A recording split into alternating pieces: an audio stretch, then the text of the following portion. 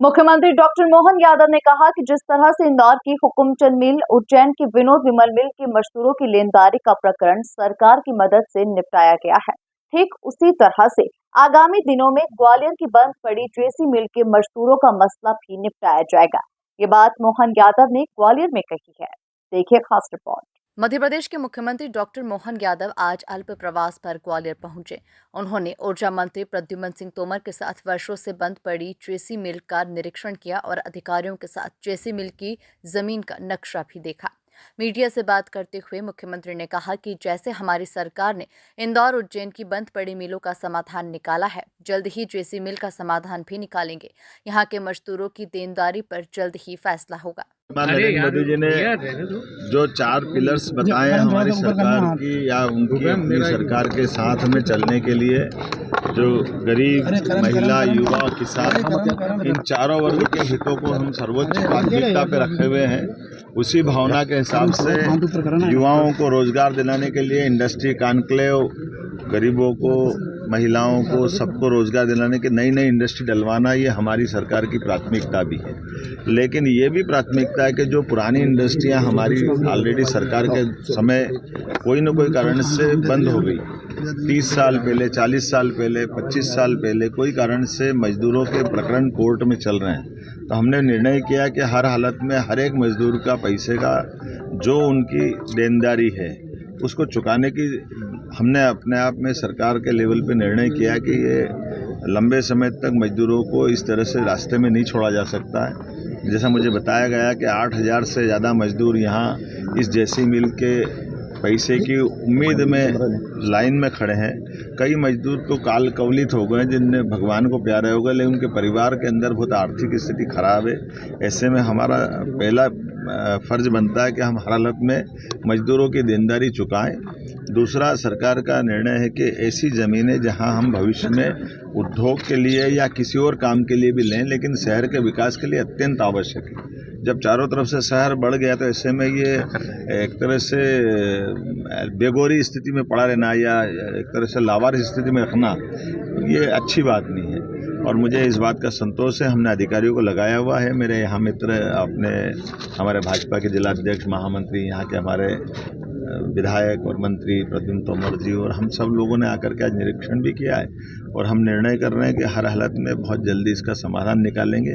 आपकी जानकारी के लिए बता दूं, मेरी सरकार बनने के तुरंत बाद हमने हुकुमचंद मिल का निराकरण इसी प्रकार से कराया था। वहाँ भी लगभग 7-8 हज़ार मजदूरों का देनदारी का प्रकरण था और माननीय प्रधानमंत्री जी के माध्यम से उसको हमने समाधान कराया था उनकी मौजूदगी में।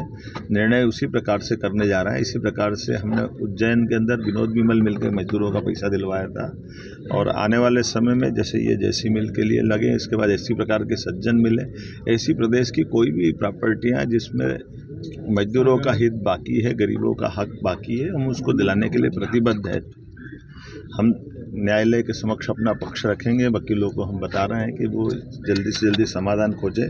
जो बीच में जिनके फाइनेंस है, वैसी बैंकों से भी हम उच्च स्तर पर बात करेंगे ताकि बैंक से इसका समाधान मजदूरों के हित में हो। सरकार अपने पक्ष को अच्छे ढंग से रखते हुए बहुत जल्दी समाधान, क्योंकि मुकदमा नहीं लड़ना है, हमको समाधान खोजना है, इसलिए समाधान खोजने में लंबा समय नहीं लगने वाला है। उम्मीद करेंगे जल्दी जल्दी इसका। आज चुनाव प्रचार का आखिरी दिन है और अरे इतना अच्छा मुद्दा है। झारखंड भी आप जाए, झारखंड मुझे उठा लेने दीजिए, हमें लाभ उठा लेने दीजिए। चुनाव हमारे लिए यशस्वी प्रधानमंत्री के नेतृत्व में तो हमारे प्रधानमंत्री शुभंकर है और देखिए दुनिया के सामने भारत ने अपनी लोकतंत्र की ताकत भी बताई है। आज भारत के बगैर कोई भी बड़ी महाशक्ति कल्पना नहीं कर सकती। भारत के साथ जुड़ने में ही वो अपना भला देखती है। हमने अभी अमेरिका के चुनाव में देखा है कि ट्रंप जीते या हैरिस, दोनों भारत पे ही अवलंबित थे और हमें इस बात की प्रसन्नता कि ट्रंप तो माननीय मोदी जी के वैसे ही व्यक्तिगत मित्र रहे हैं और इसी प्रकार से रूस के राष्ट्रपति पुतिन भी वही देख रहे हैं। तो ऐसे में चुनाव के मसले पे जनता मोदी जी को चाहती है। दुनिया के सबसे लोकप्रिय नेताओं में से मोदी जी हैं और भारत के अंदर तो उनके लोकप्रियता का तो इतना ज़बरदस्त गहराई है कि कोई कल्पना नहीं कर सकता है। इसलिए लगभग 60 साल के बाद भी तीसरी बार सरकार बनाने में वो सक्षम हुए, आज तक कोई सक्षम नहीं हुआ।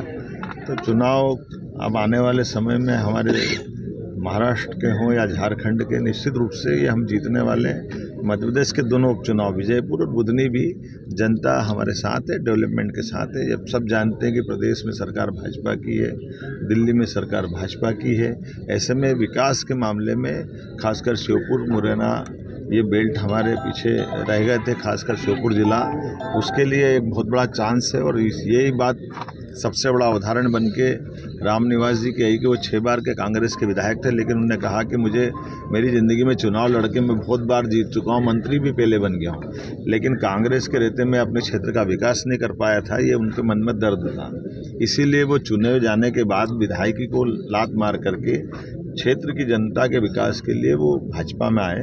और हमने भी कहा कि अब की बार भाजपा नहीं जीतेगी, भाजपा के साथ वहाँ एक विधायक तो मिलेंगे, एक मंत्री भी मिलेंगे, सांसद मिलेंगे, विधानसभा अध्यक्ष जी सहित मैं भी वहाँ सभी जनता के साथ खड़ा रहूँगा। और न केवल वहाँ बल्कि मुख्यमंत्री ने कहा, हम रीजनल इंडस्ट्री कॉन्क्लेव के माध्यम से प्रदेश में आर्थिक मजबूती का माहौल बना रहे हैं। 7 दिसंबर को प्रदेश की 6वीं इंडस्ट्री कॉन्क्लेव नर्मदापुरम में होगी और फिर जनवरी में शहडोल में होगी। हम फरवरी में ग्लोबल इन्वेस्टर समिट भोपाल में करने जा रहे हैं। इसी सिलसिले में मैं 23 नवंबर से 1 दिसंबर तक जर्मनी और इंग्लैंड के दौरे पर जा रहा हूं। कॉन्क्लेव हम लगातार सभी संभाग केंद्र पे करते जा रहे हैं। आपकी जानकारी के लिए बता दें कि अब हमारा अगला 7 दिसंबर का दौरा नर्मदापुरम पुराने होशंगाबाद जिले के लिए होने वाला, ये हमारा संभाग केंद्र है। इसके बाद जनवरी में हमारा शहडोल संभाग हुआ। एक तरह से ये हमारा संभाग, सभी संभागों का जनवरी तक क्रम पूरा हो जाएगा। वर्ल्ड लेवल की इन्वेस्टर समिट ये हमारी फरवरी में होने वाली, और उसी में अधिकांश हमारी अपनी यहाँ की संभावनाओं को लेकर के मैं जर्मनी और इंग्लैंड खुद जा रहा हूँ, जहाँ हम औद्योगिक दृष्टि से लोगों को निवेश करने के लिए आमंत्रित करेंगे। इसी महीने की 23 तारीख की रात से 1 तारीख दिसंबर तक मैं विदेश में रहने वाला हूँ। और कुल मिलाकर जो सकारात्मक माहौल बना हुआ है, ये प्रदेश की बेहतरी के लिए हो, लोगों के रोजगार के लिए हो। खास करके अब जैसे इसी सेक्टर की जहाँ की बात करें, ग्वालियर में आईटी के बहुत बड़ी संभावना है, और ऐसे बहुत कुशल हमारे युवा हैं जो आईटी में काम करना चाहते हैं। मजबूरी में वो ग्वालियर छोड़ते हैं, मध्य प्रदेश छोड़ते हैं, तो उनको यहाँ क्यों चांस नहीं मिलना चाहिए। इसी प्रकार से ऐसे कई उद्योग हैं जो मल्टी लेवल एक बिल्डिंग में एक छत के नीचे हो सकते हैं। तो वैसे अलग अलग प्रयोग हम करने वाले हैं, जो इस बाद में खाली वैकेंट ज़मीन रहेगी तो रोज़गार दिलाने की दिशा में बड़ा रोल हम अदा करेंगे। एक बार फिर मैं इस पूरे व्यवस्था के प्रति आप सबके माध्यम से अपील करता हूँ कि गौरतलब है कि मोहन यादव ने सालों से बंद पड़ी इंदौर और उज्जैन के मिल मजदूरों को उनका हक दिलाया था। उसके बाद ग्वालियर के ट्रेसी मिल के मजदूरों को भी उम्मीद है कि मुख्यमंत्री जल्द ही उन्हें उनका हक दिलाएंगे। Bureau report, MP news, Gwalior.